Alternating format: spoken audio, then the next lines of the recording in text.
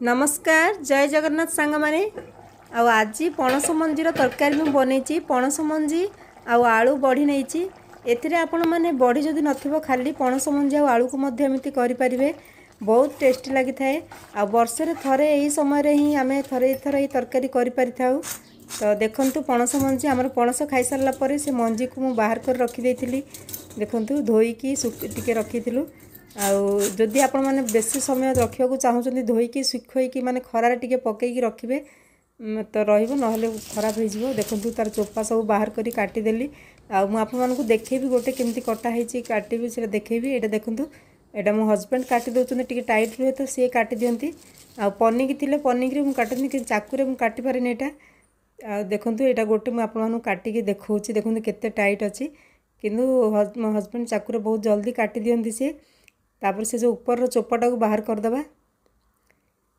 देखो यहीटा बाहर करदे ये जो ऊपर चोपाटा को आम बाहर कर फिंगिदेवा देखो यहाँ काली ही आम खाइचु से लगी जदि टी सुखीज बहुत जल्दी पूरा बाहरी पड़ो किंतु काली ही यहाँ खाई धोईकी रखी थी माने पणस मंजीटा पणस से टी ओदालिया अच्छी तो यहाँ देखो एमती बाहर करदे यही चोपाटा को फिंगिदेवा आपण मैंने तो जानी थे आईटा को ही तरकारी करवा बहुत टेस्टी लगी थाए आई पणस मंजीर बहुत प्रकार रेसिपी माने यहाँ हुए भजा भी हुए तरकारी हुए बरा हुए मु आपण मानकु आउरी अच्छी से देखेबी यहीटा रेसिपी आज तरकारी बनाऊँगी देखंतु एटा को सिझे देबा पणस मंजी को मु काटिकी सारा पर चोपा छड़ाई देथिलु आमे तापर एटा पूरा धोई देथिलु मु धोई देथिली तापर एटा को एबे कड़े रे नै जाउची सिझेया पई आलू भी दीटा काटिकी रखिची सिझे देवी छोट आलू ता सहित आलू आ पणस मंजी खाली करें जदि पाखरे बड़ी ना मो पाखे बड़ी अच्छी तो मुझे बड़ी पकाउची आ बड़ीटा बहुत टेस्टी लगी था पकेले जदि थी पाखे पकेबे ना खाली आलू आ पणस मंजी करेंगे देखो आलू भी काटिदेली मुझे आज आलूर चोपा बाहर करनी मुझे भाविली आज पूरा देसी स्टाइल बने बहुत टेस्टी लगी था तो से आलू को छोट आलू गुड़िक से चोपा सहित ही काटिक मैंने धोईकी पूरा सफा कर काटिली टिके लुण देदेबा तरकारी पुणी लुण दिहब तो ये पुणी लुण दे पूरा टी अल्प किसी देवा सिझिब आ देखो तार पानीटा केमती बाहर धला होगी तो तापर मुझे सिझापी छाड़देली आ देखो सिझीगला मुझे बाहर कर दूची देखु पणस मंजीटा बहुत बढ़िया माने हेल्थ पाई भल अच्छी आम ये तरकारीटा देखिए खाइबे बहुत टेस्टी लगे देखो कि सिझी जाइए पूरा बहुत बढ़िया एमती सिझेकी आप भजा भी करें कि आज मुझे तरकारी करी आटे मु तेल नहीं जाऊँगी कड़े पुणी यहीटार ही सिझे यही कड़े ही बसई देती देखो चारिपटे तार जो अठाटा लगी जाइए सिझेला तार टे अठा टाइप्र जमी आम कंदमूल हो जहाँ सिझेबा जमी लगिज सेमती आटे से बड़ी पकई दूसरी गोटे मुठा मैंने बड़ी अच्छी तो मुझे पकाऊँगी ऑप्शन आपण मान पाखे जब थी पकईबे यहाँ बहुत टेस्ट लगी था पणस मंजी आलू सहित बड़ीर कम्बिनेसनटा बहुत बढ़िया लगी था पिलादिने आमर घरे प्राय सब एमती बनाती तो से मुझे आपण सहित सेयार करदे कि आज मुझे सोरिष दौनी गाँव में घरे जो बना जाए से सोरिष बटा देकी करती सेटा बहुत टेस्टी लगी था कि आज मु मसला बटार यहाँ बनाऊँगी देखंतु आमर माने बड़ीटा भजिकी बाहर कर सारा पर पुणी टिके तेल देकी सेटारे जीरा पकईदेली फुटण पाई जीराटा फुटीगला से आम कंचा लंका काटिकी रखी पकईदेली आपण मैंने जदि कंचा लंका स्किप करें जदि चाहती आ पियाज काटिकी रखी पकईदेली तापर आम कंचा लंका पियाज जीरा सबको टिके भाजवा जमती आम तरकारी भाजती आईटा स्टीलटा से जल्दी गरम हो जाऊँगी मुझे ही सिझे तो ही तरकारी कर दूची तापर से भूसंग पत्र देदेली आईटा भाजी दूची पियाजटा आम ब्राउन है पर्यटन जमी सब तरकारी भाजती से टाइप्र भाजवा तापर आम से स्वाद अनुसार लुण देदेबा आगुरी आम से लुण पकई आलू आ माने पणस मंजीरे ए स्वाद अनुसार मसला लुण देबा तापर से पियाजटा को भाजीदेबा कौन मैंने पियाजटा पूरा लुण पकेले टिके पूरा नरमी जीव आ बहुत बढ़िया जल्दी भाजी हो देखो सांग मैंने पियाजटा भी भाजी हो गलानी आम ये अदा रसुण पेस्ट देदेबा अदा रसुण आपण मैंने जदि पाखे थी देवे ना कुटिकी देवे अदा रसुण पेस्ट नथिबो अदा रसुण कुटिकी पकई पारे ये मुझे सोरिष बटा न देकी एमती ये कर सोरिष बटा देवाक आपण मैंने चाहूँगी ता सहित अदा रसुण जीरा सब बाटिकी दे पारे ଆଉ ସେଇଟା ମଧ୍ୟ ବହୁତ ଟେଷ୍ଟି ଲାଗିଥାଏ ସେ ତରକାରୀଟା। ଆମର ଗାଁରେ ପ୍ରାୟ ସେମିତି ଆଳୁ ବଢ଼ି ଟମାଟୋ ଦେଇକି ମାନେ ପଣସ ମଞ୍ଜି ତରକାରୀ କରାଯାଏ। ଆଉ ଦେଖନ୍ତୁ ଅଦା ରସୁଣ ପେଷ୍ଟଟାକୁ ମୁଁ ଭାଜିଦେଲି, ସେଇଟା କଞ୍ଚା ମାନେ ବାସ୍ନା ଗଲା ପର୍ଯ୍ୟନ୍ତ। ତାପରେ ସେଥିରେ ଧନିଆ ପାଉଡ଼ର ଟିକେ ପକାଇ ଦେଉଛି, ମସଲା ସବୁ। ତାପରେ ଟିକେ ହଳଦୀ ପାଉଡ଼ର ପକାଇଦେବା। ଆଉ ତାପରେ ମୁଁ ଲାଲ ମରିଚ ପାଉଡ଼ର ନେଇଛି, ଆଗରୁ ଟିକେ କଞ୍ଚା ଲଙ୍କା ନେଇଛି ଏଥିରେ। ତାପରେ ମୁଁ ଟିକେ ମରିଚ ଗୁଣ୍ଡ ନେଇଛି, କଲର୍ ଆସିବ ଆଉ ଭଲ ଲାଗିବ, ଟେଷ୍ଟ ମଧ୍ୟ ଟିକେ ରାଗ ଖାଇବା। ଆଉ ଏଥିରେ ଟିକେ ଜିରା ପାଉଡ଼ର ବି ପକାଇ ଦେଉଛି, ଜିରା ଧନିଆ ପାଉଡ଼ର। ଯଦି ଗରମ ମସଲା ଥିବ ଖାଲି ଗରମ ମସଲା ବି ନେଇପାରିବେ, ଯଦି ଏମିତି ଅଲଗା ଅଲଗା ପାଉଡ଼ର ନାହିଁ। ଆଉ ହଳଦୀ ଗୁଣ୍ଡ ଆଉ ମରିଚ ଗୁଣ୍ଡ ଦେଇକି ମଧ୍ୟ କରିପାରିବେ, ବହୁତ ଟେଷ୍ଟି ଲାଗିଥାଏ। ଦେଶୀ ମାନେ ପଣସ ମଞ୍ଜି ଆମେ ଫିଙ୍ଗି ଦେଇଥାନ୍ତି। ଆଉ ଦେଖନ୍ତୁ ତାପରେ ଗୋଟେ ଟମାଟର ପୁରା ଚୁନା ଚୁନା କରି କାଟିକି ରଖିଥିଲି, ପକାଇଦେଲି। ଏଟାକୁ ଭାଜିଦେବା। ଆଗରୁ ତ ଲୁଣ ପଡ଼ିଯାଇଛି, ସେଥିପାଇଁ ଆଉ ଲୁଣ ପକାଇବାନି। ଟମାଟୋଟାକୁ ପୁରା ସିଝିଗଲା ପର୍ଯ୍ୟନ୍ତ, ତାର ମସଲା ବାହାରିଲା ପର୍ଯ୍ୟନ୍ତ ଭାଜିବା। ଆଉ ସାଙ୍ଗମାନେ ପଣସ ଆମ ଗାଁ ପଟେ ଆମ୍ବ ପଣସ ବହୁତ ହୁଏ। ଆମର ମାନେ ଗଞ୍ଜାମ ଡିଷ୍ଟ୍ରିକ୍ଟ ଯେମିତି ଆମର ବ୍ରହ୍ମପୁରଠୁ ଦୂର ଗାଁ ଆମର ପାଖରେ ବୃଦ୍ଧଖୋଲ ଅଛି। ତ ସେଥିପାଇଁ ଆମର ଗାଁ ପାଖରେ ଗୋଟେ ବହୁତ ବଡ଼ ପାହାଡ଼ ଅଛି, ସେଥିରେ ଆମ୍ବ ପଣସ ବହୁତ ହୁଏ। ତ ପିଲାଦିନେ ଆମେ ଏଇ ପଣସ ମଞ୍ଜି ବହୁତ ଖାଇଛୁ।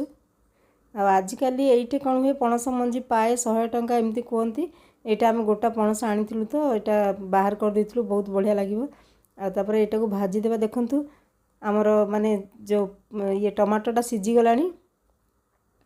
ଆଉ ମୁଁ ଆପଣମାନଙ୍କ ସହିତ କିଛି ମୋର ସ୍ମୃତି ବି ସେୟାର କରିଦେଉଛି ପିଲାଦିନର।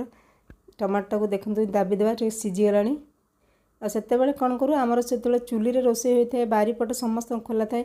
ତ ଆମେ ସମସ୍ତେ ପଣସ ମଞ୍ଜିକୁ ଯେତେବେଳେ ସେମାନେ ରୋଷେଇବାସ ସାରିକି ମାଆ ମାନେ ଶୋଇଥିବେ କି ସେଇଟା ବନ୍ଦ, ଖରାବେଳେ ଯେତେବେଳେ ରୋଷେଇ କାମ ସରିଯାଇଥିବ, ସେଇ ଚୁଲିରେ ନିଆଁ ଥିବ, ଆମେ ସେଥିରେ ପଣସ ମଞ୍ଜି ପକାଇକି ପୋଡ଼ିକି ଖାଉ, ବହୁତ ଟେଷ୍ଟି ଲାଗିଥାଏ। ଆଉ ନ୍ୟାଚୁରାଲ୍ ଫୁଡ଼୍। ଆଜିକାଲି ତ ସବୁ ପିଲାମାନେ ସ୍ନାକ୍ସରେ ଏମିତି ମାନେ କୁରକୁରେ ଏମିତି ସବୁ ଖାଆନ୍ତି, କିନ୍ତୁ ଆଗ ଆମେ ସବୁ କନ୍ଦମୂଳ ପୋଡ଼ା, ପଣସ ମଞ୍ଜି ପୋଡ଼ା, ଆଳୁ ପୋଡ଼ା ଏସବୁ ଖାଉ, ବହୁତ ଟେଷ୍ଟି ଲାଗିଥାଏ। ଆଉ ଦେଖନ୍ତୁ ଏଇଟା ବି ମସଲାଟା ପୁରା କଷି ହେଇଗଲା, କଷି ହେଇଗଲାଣି। ଦେଖନ୍ତୁ ମାନେ ପୁରା ଯେଉଁ ଟମାଟୋଟା ବି ମିଳିଗଲାଣି, ଆଉ ମସଲାଟା ପୁରା ଭଲ କି କଷି ହେଇଗଲାଣି। ଏବେ ଆମେ ଏଥିରେ ଯେଉଁ ପଣସ ମଞ୍ଜି ଆଉ ଆଳୁକୁ ସିଝେଇକି ରଖିଛନ୍ତି ସେଇଟା ଦେଇଦେବା। ସିଝିଯାଇଛି। ତାପରେ ଆମେ ଏଇଟା ମସଲା ସହିତ ପୁରା ମିଶାଇବା ଭଲ କି, ଆଉ ଟିକେ ସିଝିବ। ମାନେ ଏଇଟା ପୁରା ସିଝିଯାଇଛି, ତଥାପି ଆହୁରି ଟିକେ ସିଝିବ। ମସଲା ସହିତ ମସଲା ପାଣିଟା ପଶିବ ତାର, ଆଉ ଆଳୁରେ ମଧ୍ୟ। ତ ଏଇଟାକୁ ପୁରା ଭଲ କି ମିଶାଇ ଦେବା।